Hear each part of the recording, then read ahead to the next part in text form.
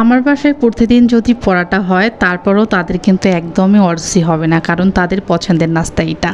Hello Brian, আসসালামু আলাইকুম। সবাই কেমন আছেন? আলহামদুলিল্লাহ আমরাও ভালো আছি। সবাইকে জুম্মা মোবারক। আজকে সারাদিনের ব্লগটি আপনাদের সঙ্গে শেয়ার করব। আজকে যেহেতু ফ্রাইডে সারাদিন কি করলাম সেটাই টুকটাক আপনাদের সঙ্গে শেয়ার করি। তো সকাল সকাল ঘুম থেকে উঠেছি, তারপরে লেট হয়েছে। শুক্রবার মানেই তো একটু রেস্টের দিন, যে একটু দেরি করে ঘুম থেকে উঠবো। শুক্রবার শনিবার অনেক দেরি করেই আমরা ঘুম থেকে উঠি আর কি। তো যাই হোক, ঘুম থেকে উঠে বাসায় ফ্রিজে কোনো মাছ ছিল না, বর্ণর বাবাকে বললাম, সে নিচে মাছ নিয়ে এসে আমাকে ফোন দিয়েছে। তো আমি যে মাছটা নিয়ে এসে ফ্রিজে রেখে দিয়েছি, তারপরে নাস্তা করা শুরু করে দিয়েছি। তো এখানে হচ্ছে নাস্তা হয়েছে পরোটা আর ডাল পরোটা তাদেরকে বানিয়ে দিয়ে আমিও নাস্তা করে তারপরে মাছ কাটতে বসে গেলাম। মাছগুলো অনেক তাজাই ছিল। এখানে বড় বড় সরপুঁটি মাছ, তেলাপিয়া মাছ আর পাঙ্গাস মাছ। আমার বাসায় সবসময় কিন্তু বড় মাছটাই বেশি হয়, কারণ কাঁটাযুক্ত মাছগুলো তারা তো একদমই পছন্দ করে না, এই জন্য সবসময় যেগুলোতে কাঁটা কম সেই মাছগুলোই নিয়ে আসে। তো এদিকে এই যে টাটকা পুঁটি মাছ হচ্ছে আমি এভাবে বোনা করতেছি। এর আগেও একদিন এভাবে রান্না করেছিলাম পুঁটি মাছ, সেটা আমার কাছে খেতে মাশাআল্লাহ দারুণ লেগেছিল। তো ভাবলাম যে আজকেও ওভাবে একটু রান্না করি, যেহেতু টাটকা মাছ আমার কাছে কেন জানি একদমই ভাজতে মন চায় না। তো একটা রান্না দিয়ে তো আর হবে না, মাছের সঙ্গে তো আরও কিছু রান্না করতে হবে, সেগুলোও রেডি করে নিয়েছি।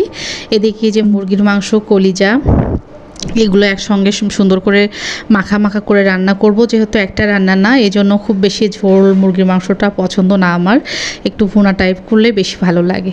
আর মুরগির কলিজাটা বেশি করে রান্না করতেছি। আমার ছোট পুচু ইদানিং আলহামদুলিল্লাহ আল্লাহর রহমতে অনেক ভালো সে খাচ্ছে, কারণ সে তো আগে কিছুই খেত না, তাকে নিয়ে আমি একদমই হতাশ ছিলাম।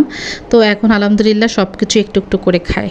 তো মুরগির মাংস রান্না হয়েছে। এদিকে যে পটল আলু এগুলো তো আমি বাড়ি থেকে এনেছিলাম। কাঁচামরিচ প্রায় বাড়ি থেকে আসার পর থেকে এখনও খাতেছি, কারণ হচ্ছে কাঁচামরিচ কিন্তু সহজে নষ্ট হয়ে যায় না। কাঁচামরিচ, পটল, আলু এগুলো অনেক দিনই থাকে, কিন্তু আলুগুলো নিয়ে আমি টেনশনে আছি, কারণ আলুগুলো একদমই পচে যাচ্ছে। ওইভাবে তো আর বেশি রান্না না আমরা যেহেতু অল্প সদস্য পরিবারে কম করে রান্না করি, আর যেহেতু একটা রান্নাই শুধু করি না, এই জন্য অল্পই আর কি সব কিছু 2-3 রকম রান্না করলাম একটু করে। তো আজকে আলু আর পটল চাকা করে ভাজি করে নিলাম আর কি। তো রান্নাবান্না শেষ। এদিকে যে আমার ছোটো প্রচুর কাণ্ড দেখুন, সে ঘুম থেকে উঠেছে, ডাইপারটাও খোলেনি, কারণ হচ্ছে ডাইপার পরে রাত্রে ঘুমায়। সে সারা বিছানা একদমই এলোমেলো করে যেখানে হিসু করে রাখে, এই জন্য তাকে রাত্রে ডাইপার পরে। এদিকে এই যে আম পেয়ারা নিয়ে এসেছে, পাকা আম, পেয়ারা, কলা, সঙ্গে কিন্তু হচ্ছে কাঁচা আমও নিয়েছি। এই বছরে আমি কোনো রকম আচার বানাইনি, তো আচারটা আমার একটু থাকতেই হবে। আচারটা আমার ভীষণ পছন্দের, আর আচার খাওয়ার পরে কেন জানি আমার মনে হয় যে মাথা ব্যথা করলে মাথা ব্যথা আমার কমে যায়। আচারটা একটা মেডিসিনের মতো আমার কাজ করে। তো এই জন্য কিছুটা কাঁচা আম আমি হচ্ছে এই যে ফালি করে কেটে নিয়েছি। আর এখন তো কাঁচা আমের একদমই কড়া দাম, তো কড়া দাম হলে আর কি করার, প্রথম করিনি, এই জন্য শেষের দিকে কড়া দামই আর কি করে নিলাম। তো যাই হোক, আচার বসিয়ে দিয়েছি, আচারও করে নিয়েছি ধীরে। আচারটা আপনাদের অন্য কোনো ভিডিওতে শেয়ার করব।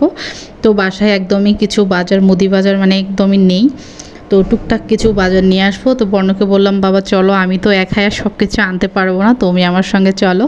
তো সে তো দোকানে যাওয়ার কথা শুনলে মহা খুশি হয়ে যায়, কারণ তার দোকানে যেয়ে মানে পছন্দের কোনো কিছু নেওয়া হবে, এই খুশিতেই সে আত্মহারা। আর এই দোকানে, আমরা যে দোকানে এখন মুদি বাজার নেই, এখানে মানে ঠান্ডা যে আইসক্রিম, চকলেটগুলো সব কিছু ভালো পাওয়া যায়, এই জন্য দোকানের কথা শুনলে সে খুশিতে একদমই লাফানো শুরু করে।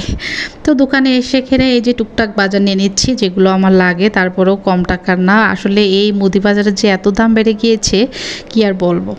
তো কেমন লাগলো আমার ছোট্ট সারাদিনের ব্লগটি একটু করে আপনাদের সঙ্গে শেয়ার করলাম। এগুলো মুদি বাজার নিয়ে বাসায় চলে আসব। আর এই দোকানে দেখুন সব কিছু সুন্দর পাওয়া যায়, তার তো বায়নার কোনো শেষ হচ্ছে না। তো সবাই দোয়া করবেন আমাদের জন্য। সবাই ভালো থাকেন। আল্লাহ হাফেজ।